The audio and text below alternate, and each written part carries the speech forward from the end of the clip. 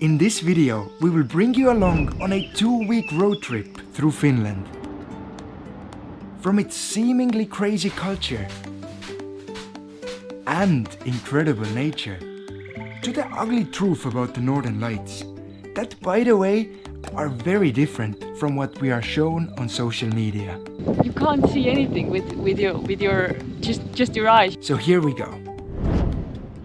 Our journey today starts in the place where all roads end. It's the northernmost point of mainland Europe. North Cape, we have made it.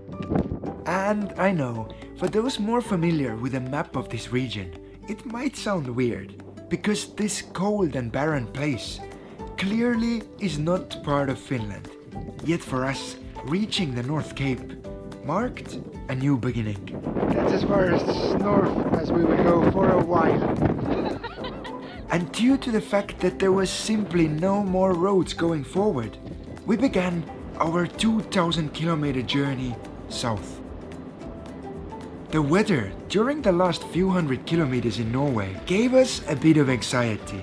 Extreme winds! The rain! Rain like this can last weeks in this part of the world. And some curly locals even tried to block our way towards the border. It's called the Norwegian standoff, when you drive and the sheep just stands there and like, who's the chicken now? But as soon as we reached the crossing point, it became clear that our fears had been unjustified. Welcome to Finland! Woo! Finland, whee! Finland greeted us with near perfect weather, and by pure luck, we happened to enter this country during one of the most magical time of the year. Not sure how well GoPro shows it, but the whole forests are just yellow, red, few trees are green, but... In local Finnish, this part of the year is called Ruskaiga. And if you didn't know this before, then Finns tend to be quite straightforward when it comes to naming things. So in translation, it literally means the time of autumn colors. In Lapland, the northern part of the country, it occurs every year around September. And during this period, whole forests turn yellow, brown, and sometimes even red, as the nature anticipates the long winter ahead. Strolling through those autumn forests, where rivers run cold, and leaves crumble beneath your every step, was truly a once-in-a-lifetime experience for us. And there, you can see wild Liisu in her natural habitat. We'll try to get closer without startling her.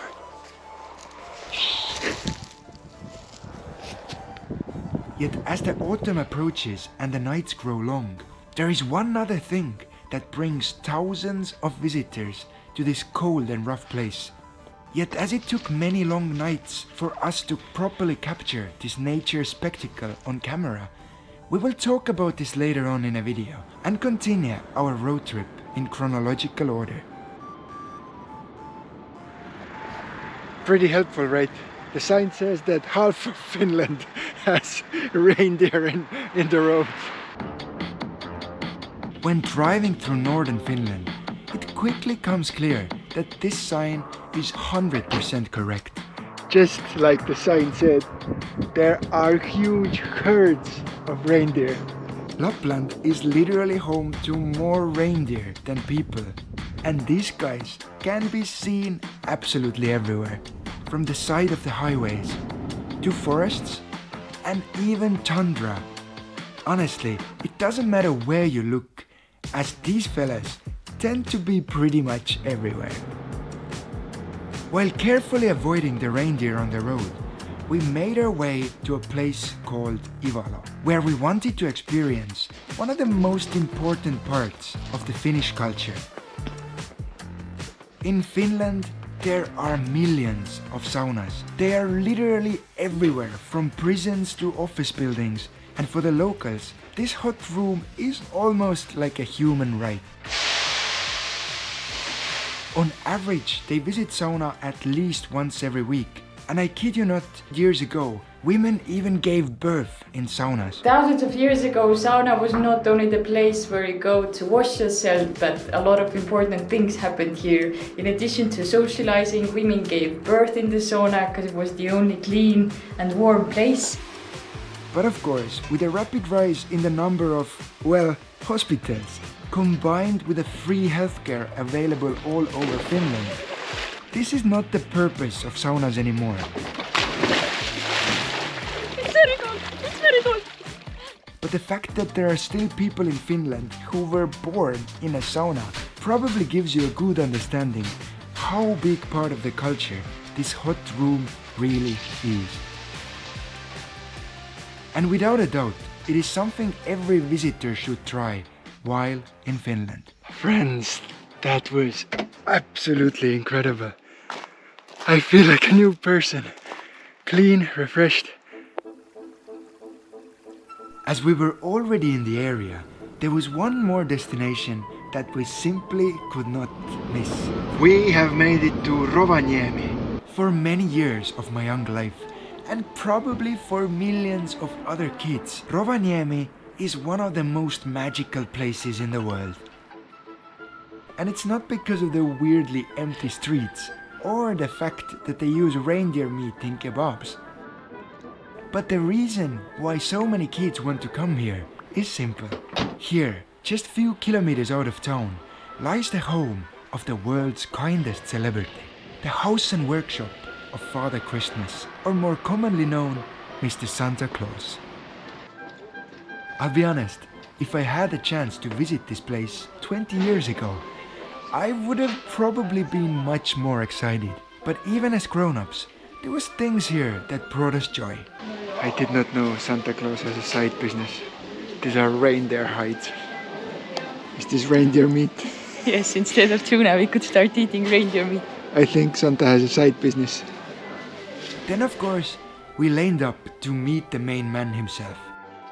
Turns out he's a bit camera shy and filming the encounter is not allowed. But if you do want the memory of this, the picture with Santa costs 35 euros. Never meet your idols, they say. Not true. Always go and meet Santa Claus. But other than the Santa being a little bit too capitalistic for our taste, the place was lovely.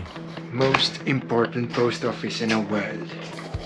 We even visited the famous post office, where all the letters written to Mr. Santa Claus end up during Christmas. My brother has 3 little kids, so I am quite sure they will appreciate an early gift from the Santa. Could I get in with these guys? Sure. By this time of the adventure, we had already spent many nights hunting for the famous Aurora Borealis. And the routine for this was always the same. First, we put on as many warm clothes as possible. Then headed out in pitch darkness to find an open space where to gaze at the sky. It's a clear night again. There should be northern lights. We're gonna go and have a look.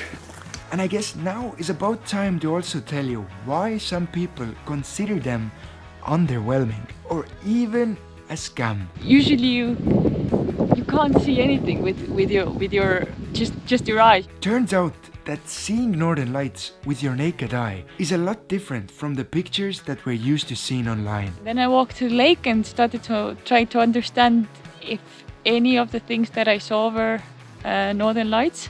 Our eyes are just not sensitive enough to see such dim colors clearly, and because of it, the pictures taken with a camera are much more vibrant and colorful than what we can see with our eyes. To really demonstrate it, I need to change the colors on one of the time lapses. This is what we are used to seeing through camera lens. But actually, northern lights look much more like this. They're much harder to see in real life, and many of the colors just aren't there. Yet don't get me wrong, seeing those ancient lights dancing across the sky, wow, is still such an amazing experience to have.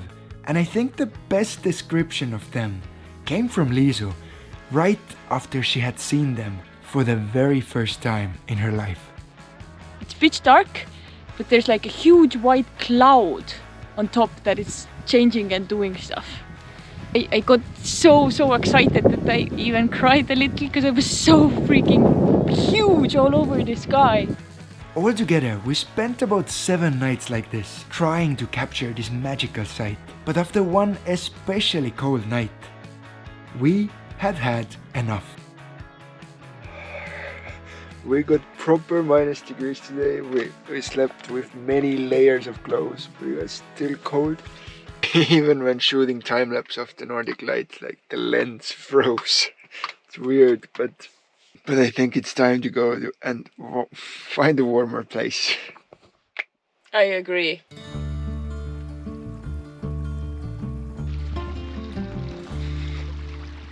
The road south introduced us to a whole new side of Finland. Hiking! We spent our days hiking through the various landscapes of this country. We wandered the thick forests, filled with mushrooms and berries. Saw the world-famous tundra, which literally means treeless plain in Finnish. These are old birch trees. Just look at this. Trees that grow to be 30 meters tall are like 30 centimeters here. And even got to walk through the unique Northern European wetlands.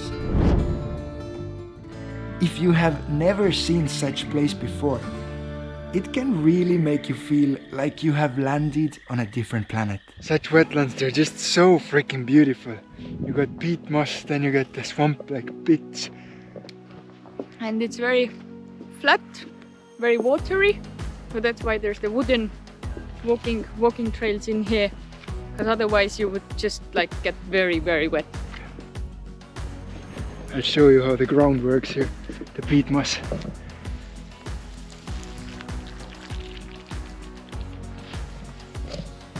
Just covered with water as soon as you put pressure on it. And you truly start to appreciate such wetlands, bogs, when you got a drone up there. Because the look from up high that's something else. And after about 2 weeks of experiencing the beauty of Finland, from its countless lakes to incredible nature, behind me is a gorgeous lake, like picturesque. And 200 meters that way, there's another one. 1 kilometer that way, there's another one. This beauty is everywhere, and there's so little people that mostly are just alone. We finally made our way to the south of the country. Helsinki! Whee! Going on! Whee!